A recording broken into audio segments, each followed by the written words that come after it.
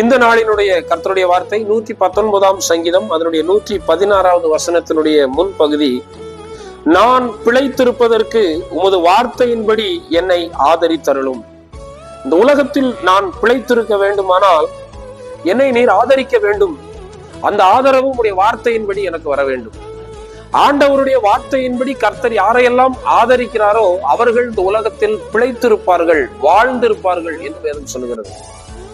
அப்ப இந்த உலகத்துல பல நெருக்கங்கள், பல போராட்டங்கள் வருகிறது. அவருடைய வார்த்தையின்படி கர்த்தர் நமக்கு ஆதரவை தர வேண்டும். அவர் நம்மை ஆதரிக்க வேண்டும். அவருடைய வார்த்தையின்படி கர்த்தர் ஒவ்வொரு நாளும் நம்மை ஆதரிப்பாராக.